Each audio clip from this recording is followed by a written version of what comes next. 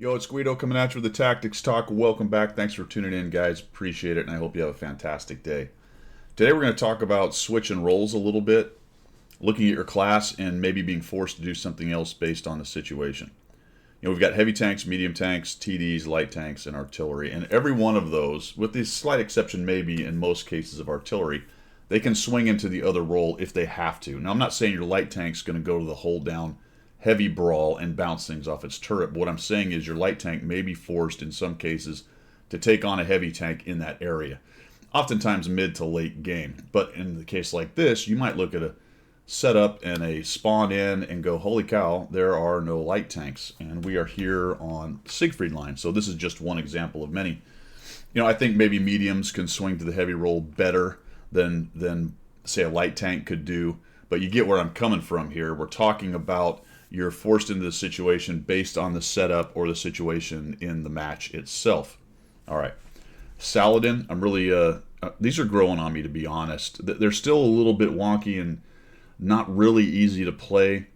The big thing is the whole traverse is very difficult with them, but it's better than, say, the French tanks in terms of maneuverability, because those can be really goofy as well. These things will turn like a tank will, whereas the French tanks, you got to do that kind of rocking back and forth 72-point turn to get out of a spot. These things will just turn the hole, so that's pretty cool.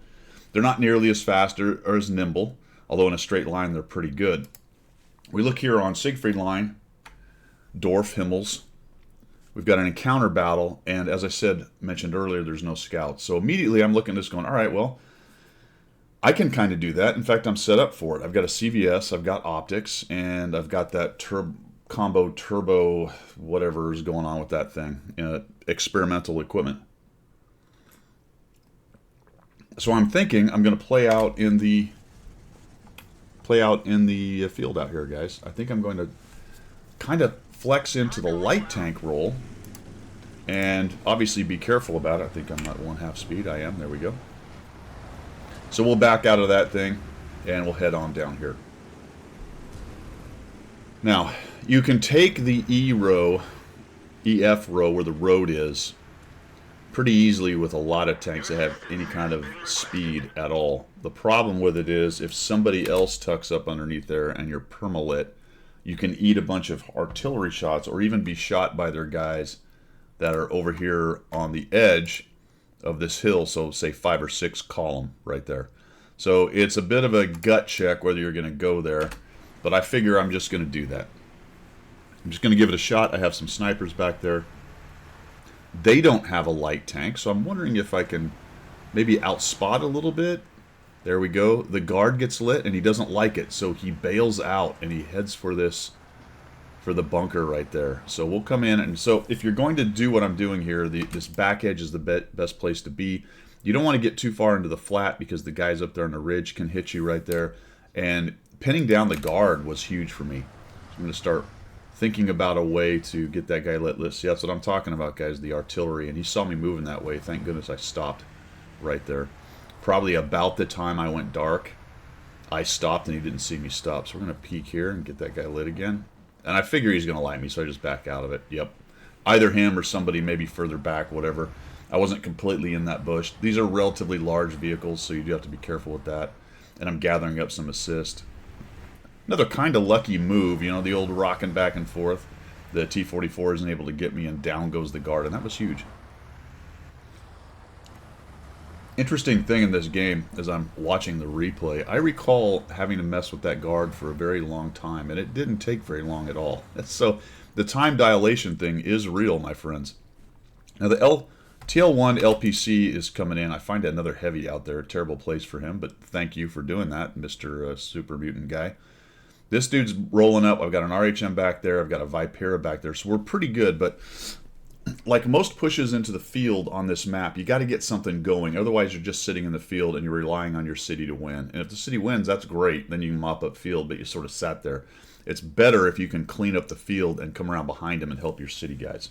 So we'll just hang out here for a second, just in case something else is going to decide to come in. I'm kind of curious what this TL1 LPC is going to do, and / whether any of these guys have any shots. I'm going to come up here and take a cheeky one on him, and we'll back out of that, which worked nicely.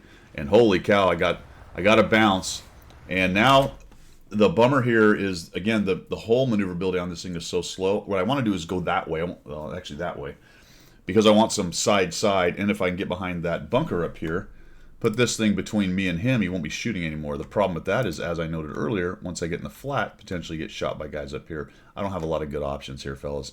If I just sit here and rock back and forth, he's just going to pump a couple shots into me, maybe even get a blind shot. He's actually going to get one right here. Slaps me, that sucks. I'm hoping I've gone dark, and that's helpful. I'm not even going to shoot to let him know where I am in case I went dark, because we're right at the edge right there. And he gets backed out by somebody else, so that will work. Almost a disaster, and that's a great example of why this spot is a problem. In fact, especially if they push up to that opening, you're really in trouble. That little gate right there is a bit of a bummer. I'm going to come out here and look for a shot. Look for a shot. Okay, there we go. We'll get a little damage on him. Nope, we'll miss him. Right behind him. Gun's fairly accurate on this. I didn't put enough lead fire on that, plus the dispersion sent it off to the left anyway, so that was a difficult one. Kind of looking for the super, but guess what? He's outside my spotting ring. That's actually a great little example right there for you who are learning still the spotting mechanism and things. You make sure you've got the view rings, the range rings on your mini map down here. Let me put it over here. I was actually looking at the OBS and you weren't seeing the marker. The range rings right here, make sure that is on your mini map, because you can see that this dude is outside the white ring, which is my, or green ring, which is occluded or over top the white ring. The white one being the max at which you can be spotted, the green being the max at which you can spot, with some other caveats we won't get into right now. But I have maxed out vision, which means I can't even see him. Somebody else is seeing him. It's not me. It's probably this guy right here, the M3Y, more than likely. So I can pop up as long as I'm not lit, spotted myself by somebody else closer than him. He won't see me. And even if I shoot, he won't see me. These guys might. Some dudes inside the ring might. Maybe there's a guy up here in the north I don't see. But the M6 won't. And if I'm popping up going, ooh, I'm going to see the, I'm going to spot the M6 A2, ABC 1, 2, 3, E1 over there. I'm not going to. It's outside of my maximum possible. I wasn't ready for this guy. That is a bummer. Another shot behind because of no lead fire. I even saw the marker going, so that was just bad all around. I might have been able to pop one into him there. So this is starting to drag on. I've kind of, like I said, I'm doing the light tank-ish thing, but now I've got another medium with me. I need to start helping this TL1 LPC, but I'm not quite yet ready to commit. Unfortunately, I bounced off that 252U. Very tricky with that thing's armor. I'm not ready to commit because I'm not sure if something else might be back there, but honestly, here's an interesting thing to think about, guys. And I don't bring this into my cross-check enough. I'm getting better at it, but right now, I wish I had looked at the tank list over here, because honestly the only thing we don't know where it is the Su-130 PM. Check that out. Every one of these has a little light bulb. Some are lit because that means are orange, which means they're currently on the map, and some are not. You know what? I just learned a thing. I did not know that if you hover over it, it will make it brighter on the map. That, well, isn't that something? I did not know it did that. Wow, okay. It doesn't do it for the guys who are unlit, though, does it? No, it does not. Very interesting. All right. Remember, those are last known positions, as in the mutant right here. That's a last known position. The only one unlit right now, or has not been seen, I guess would be the best way to put it, is the Su-130. Now, it turns out he's actually over here, but for the moment, and there he is, so we get some information on him. He misses the TL1, and the TL1 slaps him. I was hoping he would try to make a move there. Now we have lit every tank they have minus their artillery, which is not unusual. Again, I'm trying to support these guys right here, and a bit of a failure on my part. Look, they're almost capping, and unfortunately we're not doing anything, right? We're not stripping any strength away from the cap or making them nervous. Our guys are doing a good job getting on cap, but this has virtually nothing to do with what we're doing here.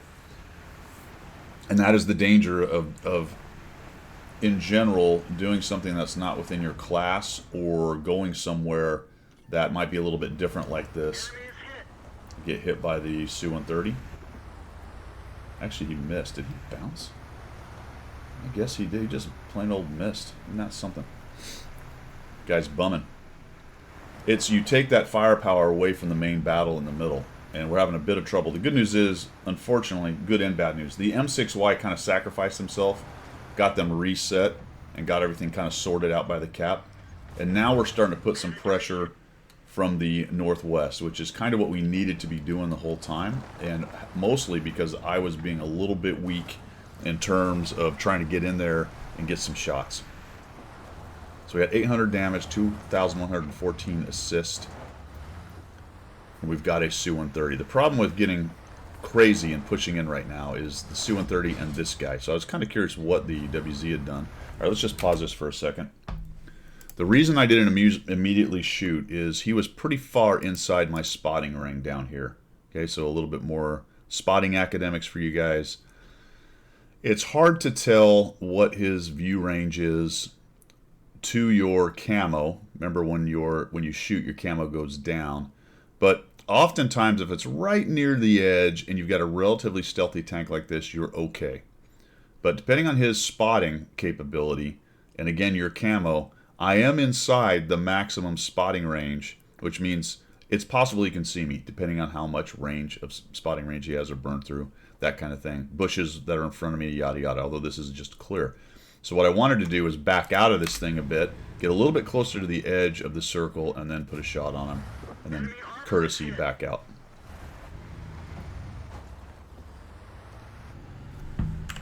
Did I shoot HE at that guy?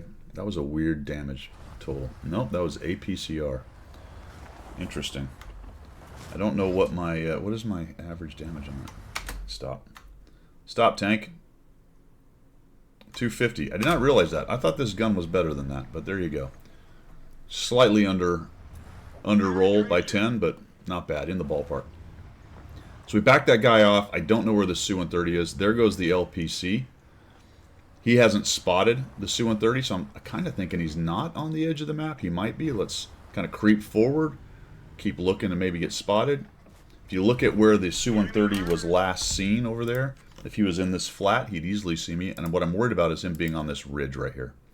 And that ridge is what, between 6 and 7 column? More than likely he's going to see me. In fact, I just got seen probably by the PZ. Might have been the Su-130 up there in the bush or something behind one of those little trees. Don't know. My assumption, though, it was the WT. I thought he might charge up and over, but he was probably afraid of the LPC. There's that guy. Fantastic. Oh, just not quite. LPC kills him off. I get stuck on the tank traps a little bit, and we'll press on in. So this ends up working out. I kind of swing to the light tank roll. We get some decent assist at 2,114. Good job on the LPC. He did some yeoman's work over there for sure. Good job for my team handling the center of the city. We had a decent amount of firepower out here futzing around. Now we got a guard, we got a mutant. We moved the WT4 over here. The Su-130 was guarding back here as well. But in terms of how much we pushed out here, we were a bit slow in coming around and kind of left the city in a bit of a question. We easily could have made this happen faster. A lot of that is hindsight, is 2020. I know now where everything was and how it went down. But at the same time, a little bit more aggression is probably in order. And now that we have flanked them, we're coming around from multiple sides, they're pretty much done. The Viper went into town. The WT, I think, went into town. Did our... Yeah, RHM WT went into town, so we're doing a nice job there in terms of the TDs that were hanging out in the southwest of the map are getting in there and doing some good damage. And we want to be careful with this guy because that's a big kid. But now he's being shot from multiple directions, so it doesn't matter how good your front armor is if you're getting shot in the side and the back. He pushes on in there, gets the Conway and the Super, but costs him almost all his hit points down to 84. So over this way, we'll shoot him. That works. Clean up on all 5. We've got 5 kills, but it's pretty much vulture time. I'm going to try to go in here and ram this guy. The LPC. Oh, I was going for that last kill, but didn't quite get it. 5 kills, 2,458 damage, 2,160. So load it in there. Take a look at your match when you load in. Look at what tanks are on the rolls. Your tiering matters. This happened to be tier 8 and 9, so not too bad in terms of that. Bottom tier may change the calculus quite a bit for what you're playing. But in this case, in particular, I looked at this and went, well, I've got a scouting setup on this thing. There aren't any little tiny scouts. You know, say an ELC even 90 was on the other team. Where I went is probably a really bad idea. Really bad idea. So I might have had to hung back a little bit further and maybe try to find him if he makes a mistake kind of thing. But at the same time, the other options are what for this tank? Do I go into the city and try to brawl? Well, maybe eventually, but I don't think the initial move into the city was a great idea for a wheeled medium tank. You could go into one of the fields, you know, the north field up on the hill here if you were north spawn, back here for south spawn, but that is a later game position in case they actually start to win the city or just blunder through the city and start pressing out into the south. And that's not going to happen for a while. So I'm going to go where I can be, for this match, most effective based on the matchmaker, the map, my tank, my tiering, and then flow from there. That's all I've got, guys. Hope you have a good one. See ya.